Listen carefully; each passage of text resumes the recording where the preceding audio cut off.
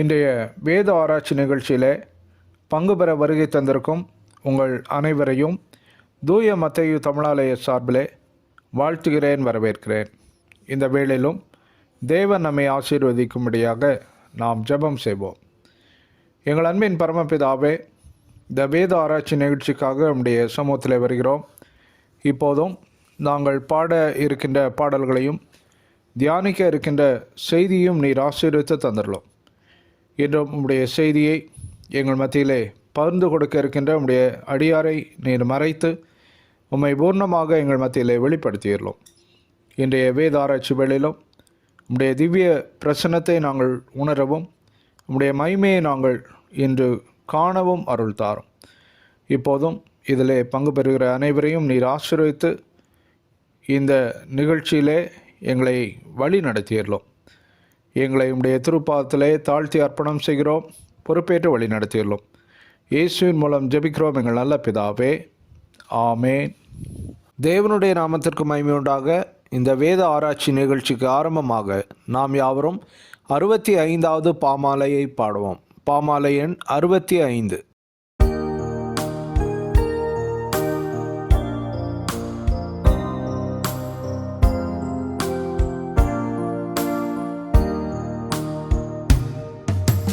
Lord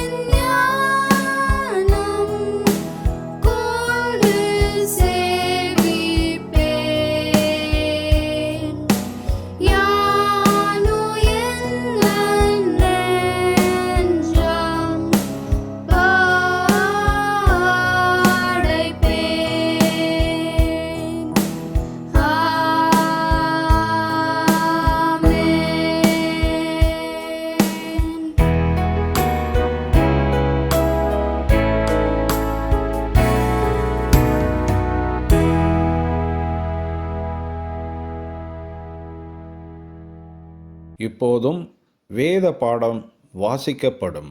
இந்த மாதத்தின் வேத ஆராய்ச்சிக்கென்று தெரிந்து கொள்ளப்பட்ட வேத பகுதி அப்போஸ்தலருடைய நடபடிகள் 4ஆம் அதிகாரம் 23ஆம் வசனம் முதல் 33ஆம் வசனம் வரை. This month's Bible study is based on the Acts of the Apostles chapter 4 verses from 23 to 33. அப்போஸ்தலருடைய நடபடிகள் 4ஆம் அதிகாரம் 23ஆம் வசனம் முதல். அவர்கள் விடுதலையாக்கப்பட்ட பின்பு தங்களை சேர்ந்தவர்களிடத்தில் வந்து பிரதான ஆசாரியர்களும் மூப்பர்களும் தங்களுக்கு சொன்ன யாவையும் அறிவித்தார்கள். அவர்கள் அதை கேட்டு ஒருமனப்பட்டு தேவனை நோக்கி சத்தமிட்டு, கர்த்தாவே, நீர் வானத்தையும் பூமியையும் சமுத்திரத்தையும் அவைகளில் உள்ள யாவற்றையும் உண்டாக்கின தேவனாயிருக்கிறீர். புறஜாதிகள் கொந்தளித்து ஜனங்கள் விருதா காரியங்களை சிந்திப்பானேன் என்றும், கர்த்தருக்கு விரோதமாகவும் அவருடைய கிறிஸ்துவுக்கு விரோதமாகவும் பூமியின் ராஜாக்கள் எழும்பி நின்று அதிகாரிகள் ஏகமாய் கூட்டம் கூடினார்கள் என்றும் தேவரீர் உம்முடைய தாசனாகிய தாவீதின் வாக்கினால் உரைத்தீரே.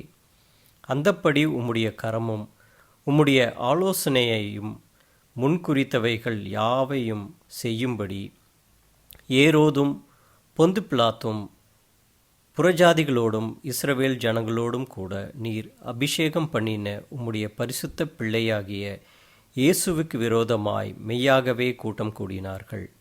இப்பொழுதும் கர்த்தாவே, அவர்கள் பயமுறுத்தல்களை தேவரீர் கவனித்து உம்முடைய பரிசுத்த பிள்ளையாகிய இயேசுவின் நாமத்தினாலே அடையாளங்களும் அற்புதங்களும் நடக்கும்படி செய்து பிணியாளிகளை குணமாக்கும்படி உம்முடைய கரத்தை நீட்டி உம்முடைய ஊழியக்காரர் உம்முடைய வசனத்தை முழு தைரியத்தோடும் சொல்லும்படி அவர்களுக்கு அனுக்கிரகம் செய்தருளும் என்றார்கள். அவர்கள் ஜெபம் பண்ணின போது அவர்கள் கூடியிருந்த இடம் அசைந்தது. அவர்கள் எல்லாரும் பரிசுத்த ஆவியினால் நிரப்பப்பட்டு தேவ வசனத்தை தைரியமாய் சொன்னார்கள். விசுவாசிகளாகிய திரளான கூட்டத்தார் ஒரே இருதயமும் ஒரே மனமும் உள்ளவர்களாயிருந்தார்கள். ஒருவனாகிலும் தனக்குள்ளவைகளில் ஒன்றையும் தன்னுடையதென்று சொல்லவில்லை. சகலமும் அவர்களுக்கு பொதுவாயிருந்தது. கர்த்தராகிய இயேசுவின் உயிர்த்தெழுதலை குறித்து அப்போஸ்தலர்கள் மிகுந்த பலமாய் சாட்சி கொடுத்தார்கள். அவர்கள் எல்லார் மேலும் பூரண கிருபை உண்டாயிருந்தது என்பதை வாசிக்கும்படியாக தெரிந்து கொள்ளப்பட்ட வேத பகுதி வாசித்தாயிற்று. அறிவிப்புகள். இன்றைய வேத ஆராய்ச்சி வேளையிலும் பங்கு பெற்று கொண்டிருக்கின்ற உங்கள் அனைவரையும் கர்த்தராகிய இயேசு கிறிஸ்துவின் இனிய நாமத்திலே வாழ்த்தி வரவேற்கிறேன். இந்த வேத ஆராய்ச்சி வேளையிலும் நம்மத்திலே கர்த்தருடைய செய்தியை பகிர்ந்து கொள்ள இருக்கும் ரெவரண்ட் டாக்டர் ஸ்டான்லி ஜோன்ஸ் அவர்களை ஆலய சார்பிலே வாழ்த்தி வரவேற்கிறேன். அவர்கள் பூனாவில் இயங்கி வரும் யூபிஎஸ்சிலே நியூ டெஸ்டமெண்ட் டிபார்ட்மெண்ட்டிலே ப்ரொஃபஸராக இருந்து தேவனுடைய ஊழியங்களை செய்து வருகிறார்கள். திரும்பவும் தேவனுடைய நாமத்திற்கு மகிமை உண்டாக நாம் யாவரும் 62வது பாமாலையை பாடுவோம். பாமாலை எண் 62.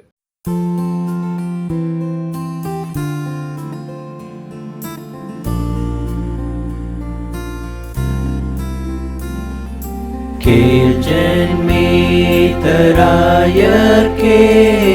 விண்ணில் தூத்தியம் நேருதே. அவர் பாவநாசகர் சமாதான காரணர். மன்னோர் யாரும் எழுந்து விண்ணோர் போல் கம்பீரித்து பெத்லகேமில் கூடுங்கள். ஜென்ம செய்தி கூறுங்கள். கேள்ஜன் மீதராயர்க்கே விண்ணில் தூத்தியம் நேருதே. வானோர் போற்றும் கிறிஸ்துவே, லோகமாளும் நாதரே, ஏற்ற காலம் தோன்றி நீர் கண்ணியிடம் பிறந்தீர். வாழ்க நர தெய்வமே, அருளவதாரமே,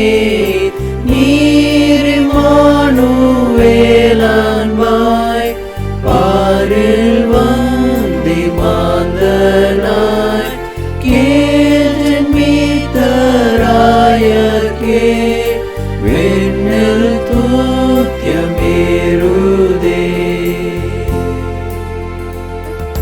வாழ்க சாந்த பிரபுவே, வாழ்க நீதி சூரியனே, மீட்பராக வந்தவர், ஒளி ஜீவன் தந்தவர். மகிமையை வெறுத்து ஏழை கோலம் எடுத்து சாவை வெல்ல பிறந்தீர், மறு ஜென்மமளித்தீர். கேள் ஜென்மித்தராயர்க்கே விண்ணில் தூத்தியமேறுதே.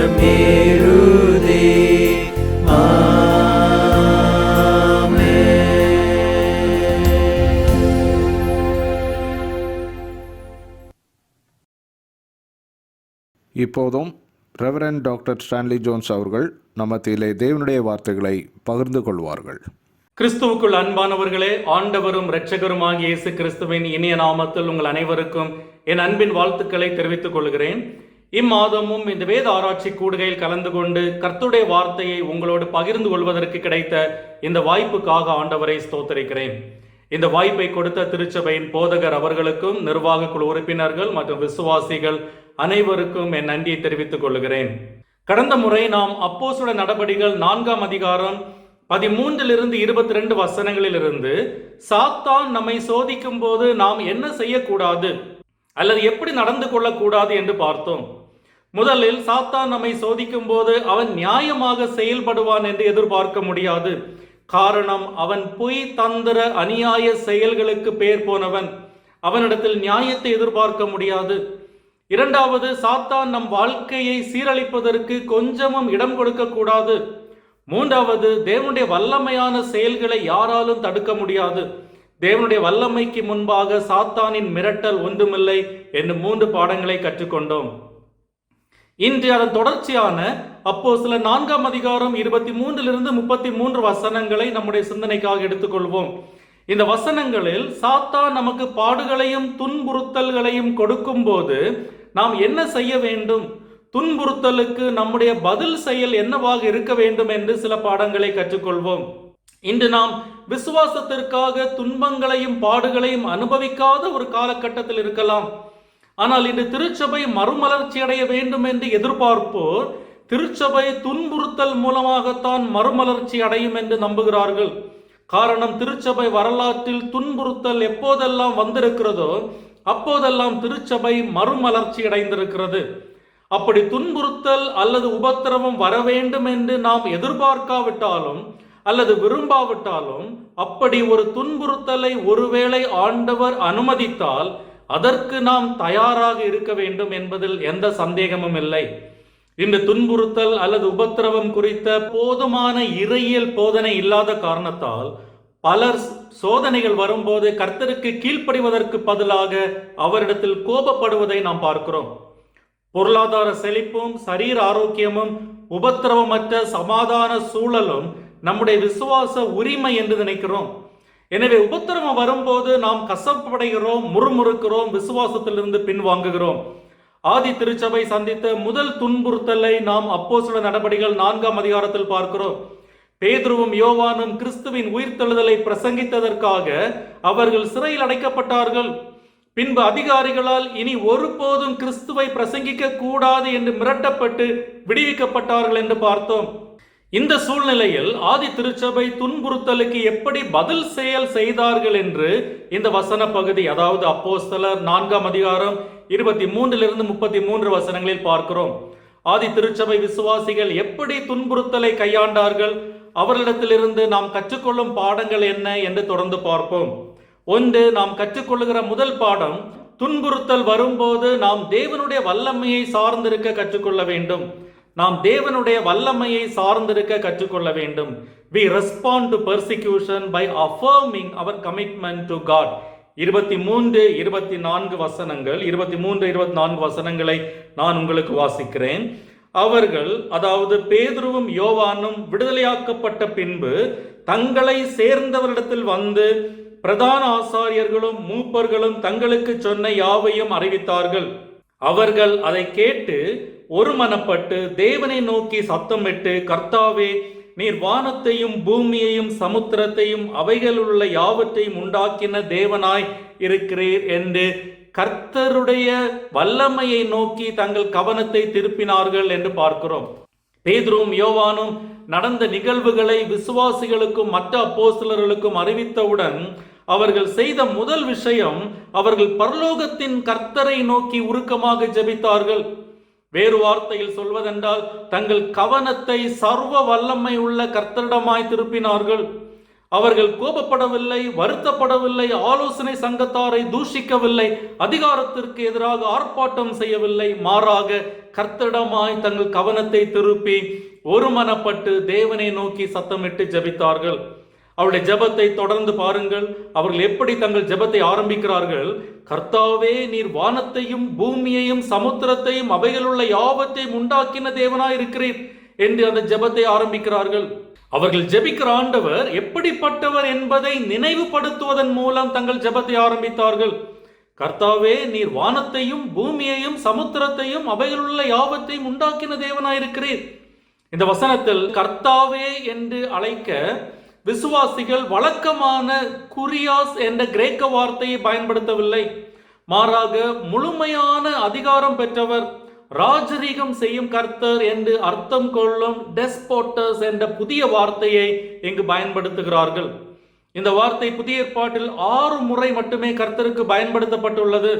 தமிழ் மொழிபெயர்ப்பில் இது பெரும்பாலும் ஆண்டவர் அல்லது எஜமான் என்று மொழிபெயர்த்திருந்தாலும் இதனுடைய சரியான அர்த்தம் ராஜரீகம் செய்யும் கர்த்தர், எல்லாவற்றின் மேலும், சொல்ல போனால் தீமையின் மேலும் அதிகாரம் மிக்கவர், அவரை தாண்டி ஒரு அதிகாரமும் இல்லை என்ற அர்த்தத்தில் இந்த வார்த்தை பயன்படுத்தப்பட்டுள்ளது.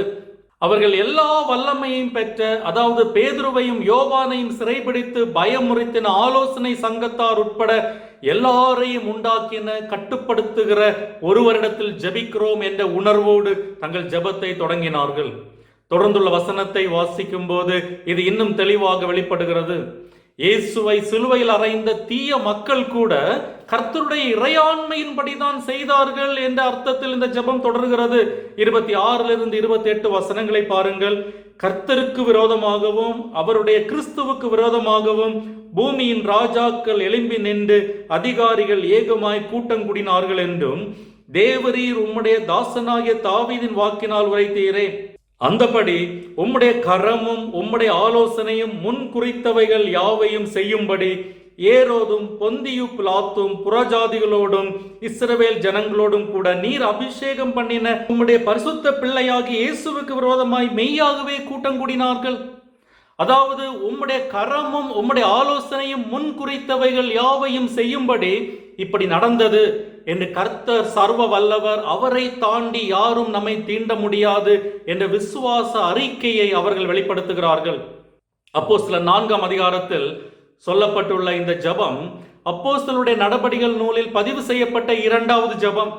முதல் ஜெபத்தை நாம் அப்போஸ்தலர் 1ஆம் அதிகாரம் 24ஆம் வசனத்தில் ஏற்கனவே பார்த்தோம். அந்த முதல் ஜெபத்தில், அதாவது யூதாசுக்கு பதில் யாரை நியமனம் செய்யலாம் என்று ஆண்டவரிடம் ஆலோசனை கேட்ட அந்த முதல் ஜெபத்தில் கர்த்தர் இருதயங்களை அறிகிறவர் என்ற கருத்து பதிவு செய்யப்பட்டது. 1ஆம் அதிகாரம் 24ஆம் வசனம், எல்லாருடைய இருதயங்களையும் அறிந்திருக்கிற கர்த்தாவே என்று அந்த ஜெபத்தை பேதுரு ஆரம்பித்தார். இங்கு அப்போஸ்தலர் 4ஆம் அதிகாரத்தில் உள்ள இந்த 2வது ஜெபம் கர்த்தருடைய ராஜரீகத்தை வலியுறுத்துகிறது. 26 28 வசனங்கள் அரசியல் அதிகாரமும் ஆதிக்கமும் கொண்ட 4 குழுக்கள் மீது கர்த்தர் எப்படி ராஜரீகம் பண்ணுகிறார் என்று விளக்குகிறது. 1, கிறிஸ்துவுக்கு விரோதமாக எழும்பின ஏரோது ராஜா 26ஆம் வசனம். 2, அதிகாரியான பொந்தியு பிலாத்து 28ஆம் வசனம். 3, புறஜாதிகளான ரோமர்கள். 4, தன்னுடைய சொந்த ஜனமான இஸ்ரவேல் மக்கள் என்று கர்த்தருக்கு விரோதமாக எழும்பின 4 அரசியல் அதிகாரம் மிக்க குழுக்களை விசுவாசிகள் பட்டியலிட்டு இவர்களுக்கு மேலாக கர்த்தர் எப்படி சர்வ வல்லவர் என்பதை உறுதிப்படுத்துகிறார்கள். இந்த 4 குழுக்களும் கிறிஸ்துவை சிலுவையில் அறைவதற்கு ஒன்று கூடி வந்தவர்கள்.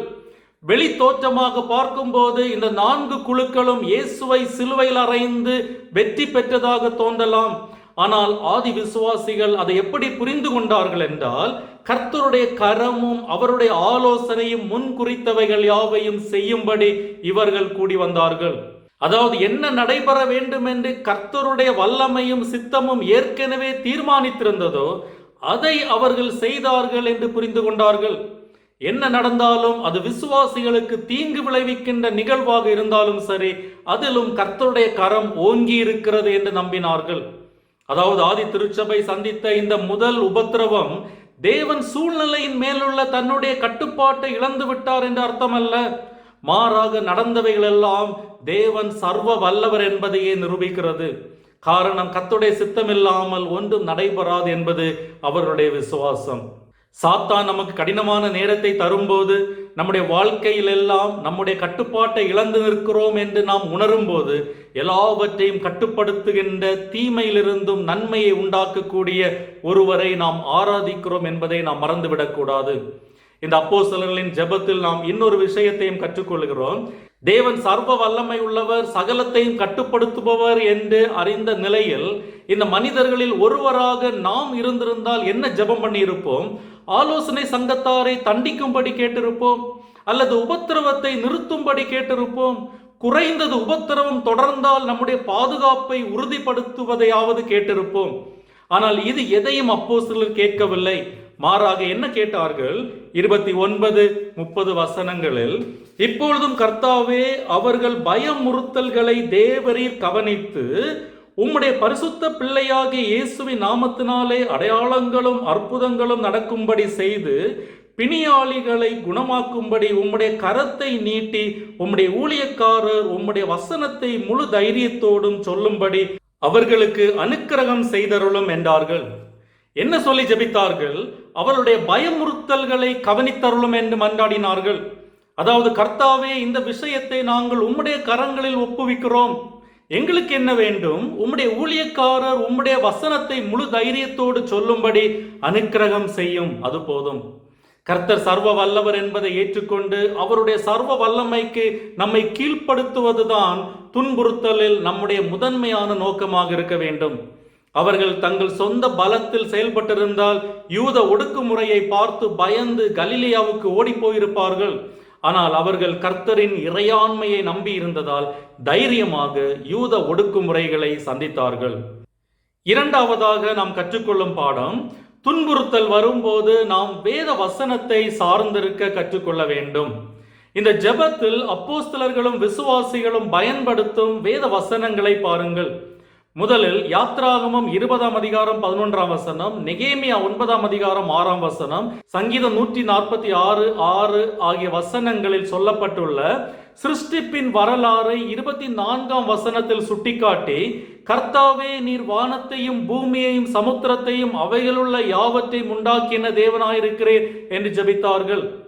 இரண்டாவதாக சங்கீதம் 2:1-2 வசனங்களை 25-26 வசனங்களில் அப்படியே குறிப்பிட்டு, புறஜாதிகள் கொந்தளித்து ஜனங்கள் விருதா காரியங்களை சிந்திப்பானேன் என்றும், கர்த்தருக்கு விரோதமாகவும் அவருடைய கிறிஸ்துவுக்கு விரோதமாகவும் பூமியின் ராஜாக்கள் எழும்பி நின்று அதிகாரிகள் ஏகமாய் கூட்டம் கூடினார்கள் என்றும் தேவரீர் உம்முடைய தாசனாகிய தாவீதின் வாக்கினால் உரைத்தீரே என்று ஜெபித்தார்கள். மூன்றாவதாக ஏசாயா 42, 52, 53 அதிகாரங்களில் உள்ள பாடுபடும் தாசன் வசனங்களை சுட்டிக்காட்டி 30 வசனத்தில் கிறிஸ்துவை கர்த்தருடைய ஊழியக்காரன் என்று சொல்லி ஜெபித்தார்கள். இப்படி மோசேயின் புத்தகம் தொடங்கி சரித்திர புத்தகங்கள் மற்றும் தீர்க்க தரிசன புத்தகங்களிலிருந்து வசனங்களை சுட்டிக்காட்டி கர்த்தரிடத்தில் தங்கள் பற்றுறுதியை வெளிப்படுத்தினார்கள். கட்டாயம் இந்த வசனங்களை அந்த நேரத்தில் எடுத்து வாசித்திருக்க வாய்ப்பில்லை. காரணம், முதல் நூற்றாண்டு காலகட்டத்தில் சாதாரண விசுவாசிகள் புத்தக சுருள்களை சொந்தமாக வைத்திருக்கவில்லை. இதை அவர்கள் மனப்பாடம் செய்து மனதில் இருந்துதான் ஒப்புவித்திருக்க வேண்டும். மனப்பாடம் செய்து ஒப்புவித்தது மட்டுமல்ல, அந்த வசனங்களை எப்படி தங்களுடைய சூழ்நிலைக்கு பயன்படுத்த வேண்டும் என்பதை அறிந்திருந்தார்கள். ஆதி விசுவாசிகள் மேற்கோள் காட்டிய இந்த வசனங்களை கவனமாக பார்ப்போம். குறிப்பாக இந்த ஜெபத்தில் சங்கீதம் 2:1-2 வசனங்களை 25-26 வசனங்களில் எப்படி பயன்படுத்துகிறார்கள் என்று பார்ப்போம். முதல் ராஜரீக சங்கீதமாகிய 2ஆம் சங்கீதத்திலிருந்து இந்த மேற்கோள் வருகிறது. ராஜரீக சங்கீதங்கள் என்பது இஸ்ரவேலின் புதிய ராஜாக்களை ஏற்படுத்தும் போது அல்லது புதிய ராஜாக்கள் அரியணை ஏறும்போது பயன்படுத்தப்பட்ட சங்கீதங்கள். ராஜாக்களின் ஆளுகைக்கு இடைப்பட்ட காலத்தில் நிலவி வந்த குழப்பமான சூழலை இந்த சங்கீதம் சுட்டிக்காட்டுகிறது. இஸ்ரவேலை சுற்றியுள்ள நாடுகள் இஸ்ரவேல் தேசத்தின் குழப்பத்தை பயன்படுத்தி தேசத்தின் மீது படையெடுக்க வாய்ப்பு பார்த்து கொண்டிருந்தார்கள். குறிப்பாக சமஸ்த இஸ்ரவேல் முழுவதற்கும் தாவீது ராஜாவாக முடிசூட்டப்பட்ட போது பெலிஸ்தியர்கள் இஸ்ரவேல் தேசத்தின் மீது படையெடுத்தார்கள். இந்த சூழலில் கர்த்தருக்கு விரோதமாகவும் கர்த்தரால் அபிஷேகம் பண்ணப்பட்டவர்களுக்கு விரோதமாகவும் அவர்கள் செய்யும் முயற்சிகள் யாவும் விருதாவானவை என்று சங்கீதக்காரன் அறிவித்தார். கர்த்தரால் அபிஷேகம் பண்ணப்பட்டவர் மீது தொடுக்கப்படும் எந்த ஒரு தாக்குதலும் தேவனையே தாக்குவதாகும் என்று சங்கீதக்காரன் அறிவித்தார். தேவனுக்கு அறைகூவல் விடுக்கும் யாரும் தோல்வியுற்று அழிவார்கள் என்று திட்டமாக சங்கீதக்காரன் சொல்கிறார். இந்த ஜெபத்தில் வழிநடத்தியவர் இந்த சங்கீதம் 2 நன்கு அறிந்திருந்தார். வசனங்களை மனப்பாடம் செய்து மேற்கோள் காட்டினார். பரிசுத்த ஆவியானவர் தாவீதை இந்த வசனங்களை எழுத தூண்டினார் என்று தன்னுடைய நம்பிக்கையை உறுதிப்படுத்தினார். அது மட்டுமல்ல, இந்த சங்கீதத்தை தற்போதைய சூழ்நிலைக்கு ஏற்றாற்போல் பயன்படுத்தினார். இந்த சங்கீதத்தில் அபிஷேகம் பண்ணப்பட்டவர் என்பது இஸ்ரவேலின் ராஜாவை குறித்தது. ஆனால் அபிஷேகம் பண்ணப்பட்டவருக்குரியவைகளாக சங்கீதத்தில் சொல்லப்பட்ட பண்புகளை இஸ்ரவேலின் எந்த ஒரு ராஜாவும் முழுமையாக நிறைவேற்றவில்லை. எனவே சங்கீதம் 2 உலக பிரகாரமான ராஜாக்களை பற்றியது அல்ல, அது வரப்போகிற மேசியாவை குறித்தது என்று யூதர்கள் புரிந்து கொண்டார்கள். எனவே சங்கீதம் 2 கர்த்தருக்கு விரோதமாகவும் அவர் அபிஷேகம் பண்ணினவருக்கு விரோதமாகவும் என்ற வார்த்தையை ஆதி அப்போஸ்தலர்கள் கர்த்தருக்கு விரோதமாகவும் அவருடைய கிறிஸ்துவுக்கு விரோதமாகவும் என்று வியாக்கியானம் செய்தார்கள். இப்படி இயேசுவுக்கு நேர்ந்ததை சங்கீதம் 2 மிக சரியாக முன்னிழலாக காட்டிற்று. ஏரோதும் பொந்தியு பிலாத்தும் புறஜாதிகளோடும் இஸ்ரவேல் ஜனங்களோடும் கூட நீர் அபிஷேகம் பண்ணின உம்முடைய பரிசுத்த பிள்ளையாகிய இயேசுவுக்கு விரோதமாய் மெய்யாகவே கூட்டம் கூடினார்கள். அபிஷேகம் பண்ணப்பட்டவருக்கு விரோதமாக ராஜாக்கள், அதிகாரிகள், புறஜாதிகள் மற்றும் யூத ஜனங்கள் ஆகிய 4 குழுவினர் கூடுவார்கள் என்று சங்கீதக்காரன் முன்னுரைத்திருந்தார். இந்த 4 குழுக்களும் இயேசுவுக்கு எதிராக கூடினார்கள். ராஜாவான ஏரோது, அதிகாரியான பொந்தியு பிலாத்து, புறஜாதிகளான ரோமாபுரி வீரர்கள் மற்றும் பரிசேயர் உட்பட இஸ்ரவேல் மக்கள்.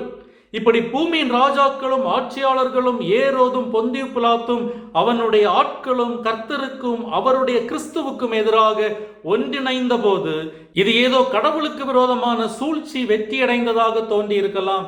ஆனால் சங்கீதம் தொடர்ந்து சொல்வது போல பரலோகத்தில் அமர்ந்திருப்பவர் நகைத்தார், கர்த்தர் அவர்களை பார்த்து இகழ்ந்தார். சர்வ வல்லமை உள்ள கர்த்தருக்கு எதிராக போராடுவது முற்றிலும் பயனற்றது, முட்டாள்தனமானது என்பதை இந்த சங்கீதத்திலிருந்து ஆதி அப்போஸ்தலர்கள் சுட்டி காட்டுகிறார்கள். கடவுளின் எதிரிகள் இயேசுவை கொண்டபோது அவர்கள் வெற்றி பெற்றதாக நினைத்தார்கள். ஆனால் கர்த்தர் அவரை மரித்தோரிலிருந்து எழுப்பினார். அவர் உயிருள்ளவர்களையும் மரித்தோரையும் நியாயம் தீர்க்கவும் தாவீதின் சிங்காசனத்தில் கர்த்தரால் அபிஷேகம் செய்யப்பட்டவராக ஆட்சி செய்யவும் மீண்டும் வருவார்.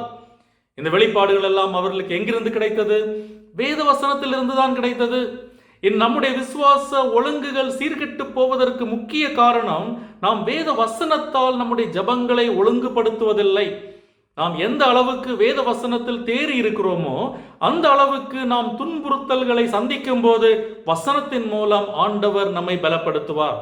எனவே கர்த்தருடைய வார்த்தையை அறிந்து அதற்கு கீழ்ப்படிவதன் மூலம் நாம் துன்புறுத்தலுக்கு பதிலளிக்க வேண்டும். மூன்றாவதாக, துன்புறுத்தல் வரும்போது கர்த்தருடைய ஜனங்களோடு ஐக்கியமாயிருக்க கற்றுக்கொள்ள வேண்டும். இன்று திருச்சபை நிர்வாக அமைப்பில் வளர்ந்திருப்பது போல ஆதி திருச்சபைக்கு ஒரு நிர்வாக அமைப்பு இருக்கவில்லை. அவர்களுக்கு இருந்ததெல்லாம் விசுவாசிகள் என்ற ஒரு கூட்டுறவு மட்டுமே. ஒருவரை ஒருவர் சந்தித்து தேற்றுவதை தவிர அவர்களுக்கு வேறு வழி இருக்கவில்லை. எனவே பேதுருவையும் யோவானையும் ஆலோசனை சங்கத்தார் விடுவித்தவுடன் அவர்கள் உடனடியாக செய்தது அவர்கள் சக அப்போஸ்தலர்களையும் விசுவாசிகளையும் தேடி சென்றார்கள். அவர் விடுதலையாக்கப்பட்ட பின்பு தங்களை சேர்ந்தவரிடத்தில் வந்து பிரதான ஆசாரியர்களும் மூப்பர்களும் தங்களுக்கு சொன்ன யாவற்றையும் அறிவித்தார்கள் என்று 23ஆம் வசனத்தில் பார்க்கிறோம். தேவன் சபையை ஏற்படுத்தியதற்கு இதுவும் ஒரு காரணம். சாத்தானுடைய கடுமையான தாக்குதல்களுக்கு நாம் தயாராக இருக்க வேண்டும் என்றால் கிறிஸ்துவுக்குள்ளான நம்முடைய சகோதர சகோதரிகளுடன் ஐக்கியமாய் இருக்க கற்றுக்கொள்ள வேண்டும். எனவேதான் திரும்ப திரும்ப அப்போஸ்தலருடைய நடபடிகள் புத்தகத்தில் விசுவாசிகளின் ஒரு மனம் வலியுறுத்தப்படுகிறது. ஒரு மனப்பட்டு என்ற வார்த்தை அப்போஸ்தலருடைய நடபடிகள் நூலில் சுமார் 12 இடங்களில் வருகிறது. குறிப்பாக 1ஆம் அதிகாரம் 14ஆம் வசனத்தில் அவர்கள் ஒரு மனப்பட்டவர்களாக ஜெபித்தார்கள் என்று பார்க்கிறோம். 2ஆம் அதிகாரம் 42ஆம் வசனம் அவர்கள் அந்யோன்யத்திலும் அதாவது ஐக்கியத்தில் உறுதியாய் தரித்திருந்தார்கள் என்று பார்க்கிறோம். 2ஆம் அதிகாரம் 44ஆம் வசனம் விசுவாசிகள் எல்லாரும் ஒருமித்திருந்து சகலத்தையும் பொதுவாய் வைத்து அனுபவித்தார்கள் என்று சொல்லப்பட்டிருக்கிறது. 2ஆம் அதிகாரம் 46ஆம் வசனம் அவர்கள் ஒருமனப்பட்டவர்களாய் தேவாலயத்திலே அனுதினமும் தரித்திருந்தார்கள். 4ஆம் அதிகாரம் 32ஆம் வசனம் விசுவாசிகளாகிய திரளான கூட்டத்தார் ஒரே இருதயமும் ஒரே மனமும் உள்ளவர்களாய் இருந்தார்கள். 5ஆம் அதிகாரம் 12ஆம் வசனம் எல்லாரும் ஒருமனப்பட்டு இருந்தார்கள். இதுதான் ஆதி திருச்சபையின் வெற்றியின் ரகசியம். ஒரு மனமும் நமக்கு மற்றவர் தேவை என்ற உணர்வும் தான் திருச்சபை ஐக்கியத்திற்கு முக்கிய காரணம். சில வேளை நாம் நினைக்கலாம், நமக்கு மற்றவர்கள் தேவையில்லை, என்னுடைய சொந்த பலத்தில் நான் எல்லாவற்றையும் செய்ய முடியும் என்று நினைக்கலாம். அப்படிப்பட்ட எண்ணம் நமக்கு இருந்தால் நாம் புரிந்து கொள்ள வேண்டிய விஷயம், நாம் இன்னும் கடினமான நேரங்களை சந்திக்கவில்லை என்பதுதான். தற்போது நாம் வாழ்கின்ற வாழ்க்கைக்கு விசுவாசிகளின் ஐக்கியம் நமக்கு தேவையில்லாமல் இருக்கலாம். ஆனால் ஆதி திருச்சபை சந்தித்த பாடுகளை நாம் சந்திக்க நேரிட்டால் நம்முடைய விசுவாச சகோதர சகோதரிகளிடத்தில் அடைக்கலம் கொள்வதை தவிர நமக்கு வேறு வழி இருக்காது என்பதை நாம் மறந்துவிடக் கூடாது. 23ஆம் வசனம் அவர்கள் அதை கேட்டு, அதாவது பேதுருவும் யோவானும் சொன்னதை கேட்டு ஒருமனப்பட்டு தேவனை நோக்கி சத்தமிட்டு ஜெபித்தார்கள் என்று சொல்லுகிறது. சில மொழிபெயர்ப்புகளில் அவர்கள் இதை கேட்டதும் ஒன்றாக தம் குரலை உயர்த்தியவர்களாக இறைவனை நோக்கி வேண்டினார்கள் என்று மொழிபெயர்ப்பு செய்யப்பட்டிருக்கிறது. இங்கு சத்தமிட்டு என்பது ஒருமையில் உள்ளது. அநேகர் சத்தமிட்டார்கள், ஆனால் அது ஒரே சத்தமாக இருந்தது. அதாவது அவர்கள் தனித்தனியாக ஜபிக்கவில்லை, ஒரே நேரத்தில் அவரவர் தனக்கு தோன்றியது போல் ஜபிக்கவில்லை. சத்தமிட்டு ஜபிப்பது என்பது வெவ்வேறு விஷயங்களுக்காக சத்தமிட்டு ஜபிப்பதல்ல. அப்படி செய்தால் அதில் ஒரு மனம் இல்லை, குழப்பமும் கூச்சலும் தான் இருக்கும். ஒருவர் ஜெபிக்க மற்ற எல்லாரும் அவருடன் உடன்பட்டு ஜெபித்தார்கள். எனவே அவர்கள் உண்மையில் ஒரே குரலில் ஜெபித்தார்கள். ஆதி திருச்சபை இந்த நேரத்தில் 5000க்கும் மேற்பட்ட விசுவாசிகள் அடங்கிய கூட்டமாக இருந்தது. அந்த 5000 பேரும் ஒரே மனமாக இருந்தார்களாம், ஒரே மனமாக ஒரே குரலில் ஜெபித்தார்களாம்.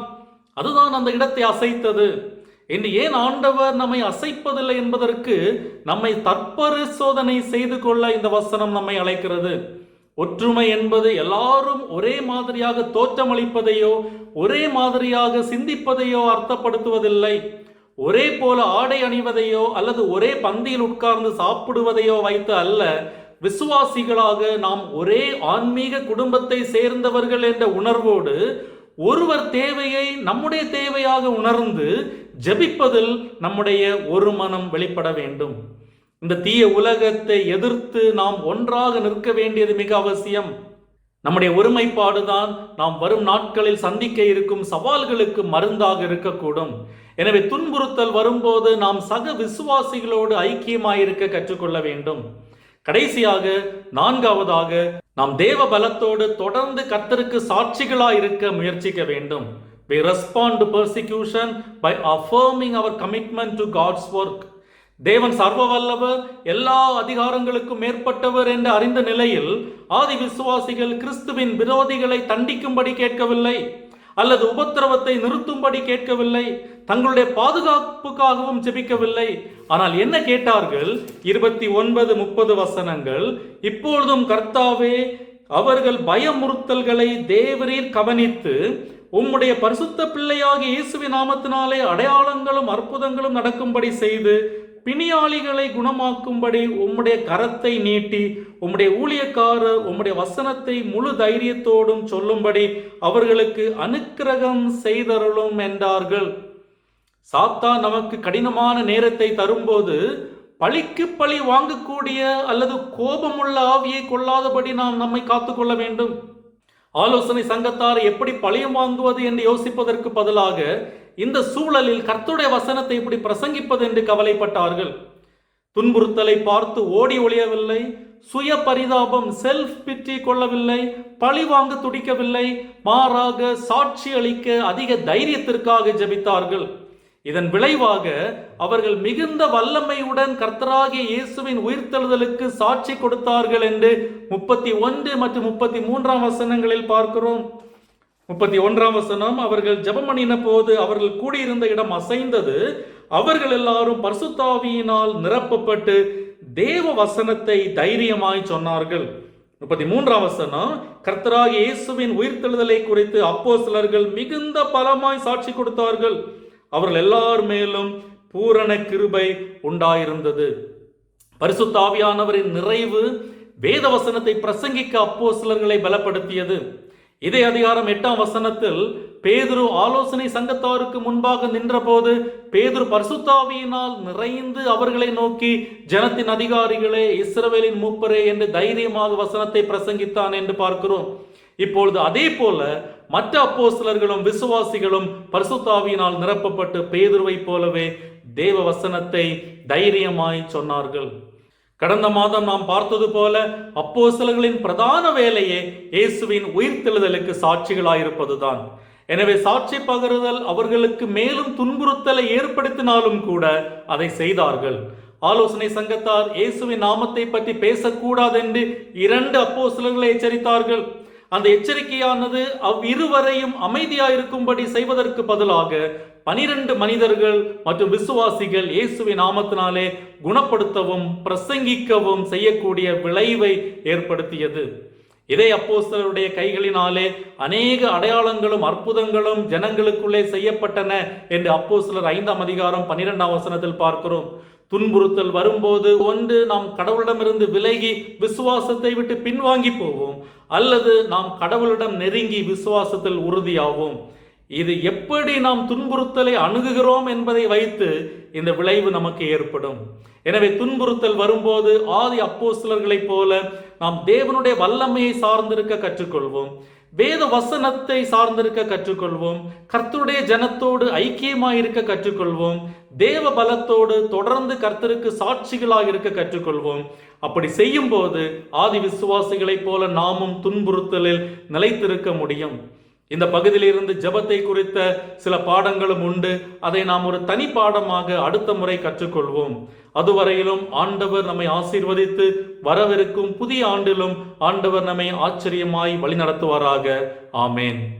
இப்போதும் நம்மத்திலே தேவனுடைய செய்தியை பகிர்ந்து கொண்ட ரெவரண்ட் டாக்டர் ஸ்டான்லி ஜோன்ஸ் அவர்களுக்கு ஆலய சார்பிலே நன்றிகளை தெரிவித்துக் கொள்கிறேன். தேவன் தாமே அவர்களை ஆசீர்வதிப்பாராக. தொடர்ந்து அவர்களுக்காக, அவருடைய குடும்பத்தினருக்காக, அவருடைய ஊழியங்களுக்காக ஜெபிக்கும்படியாய் உங்களை அன்போடு கேட்டுக்கொள்கிறேன். இன்றைய வேத ஆராய்ச்சி நிகழ்ச்சியிலும் கலந்து கொண்ட உங்கள் அனைவருக்கும் கர்த்தராகிய இயேசு கிறிஸ்துவின் இனிய நாமத்திலே நன்றிகளை தெரிவித்துக் கொள்கிறேன். இப்போதும் நாம் தேவனுக்கு நன்றி கூறி நாம் ஜெபம் செய்வோம். எங்கள் அன்பின் கர்த்தாவே, இன்றைய வேத ஆராய்ச்சி நிகழ்ச்சிக்காக உம்மை ஸ்தோத்திரிக்கிறோம். நீர் தாமே எங்கள் மத்தியிலே இந்த நேரத்திலே உம்முடைய பிரசன்னத்தை அருளி செய்தமைக்காக உம்மை துதிக்கிறோம். இன்றும் உம்முடைய செய்தியை எங்கள் மத்தியிலே தந்த ரெவரண்ட் டாக்டர் ஸ்டான்லி ஜோன்ஸ் அவர்களுக்காக நன்றி செலுத்துகிறோம். அவர்களையும் அவருடைய குடும்பத்தினரையும் அவருடைய ஊழியத்தையும் நீர் ஆசீர்வதித்தருளும். இப்போதும் இந்த நிகழ்ச்சியிலே கலந்து கொண்ட ஒவ்வொருவருக்கும் உம்முடைய சந்தோஷத்தையும் சமாதானத்தையும் அருளி செய்தருளும். மேலும் வர இருக்கிற புதிய ஆண்டிற்கான புதிய கிருபைகளையும் புதிய ஈவுகளையும் உம்முடைய பிள்ளைகளுக்கு நீர் தந்தருளும். இன்றும் நாங்கள் கற்றுக்கொண்ட சத்தியத்திலே நிலைத்திருந்து அதற்கேற்ற கனிகளை தர பலன் தாரும். இந்த இரவு நேரத்திலும் எங்களை உம்முடைய திருக்கரத்திலே தாழ்த்தி அர்ப்பணம் செய்கிறோம். எங்களை காத்து வழி நடத்தியுள்ளோம். இறைமைந்தன் இயேசுவின் இனிய நாமத்திலே நாங்கள் ஜெபிக்கிறோம் பிதாவே. ஆமேன். நம்முடைய கர்த்தராகிய இயேசு கிறிஸ்துவனுடைய கிருபையும் தேவனுடைய அன்பும் பரிசுத்தாவினுடைய ஐக்கியமும் நம் அனைவரோடும் கூட எப்போதைக்கும் இருப்பதாக. ஆமேன்.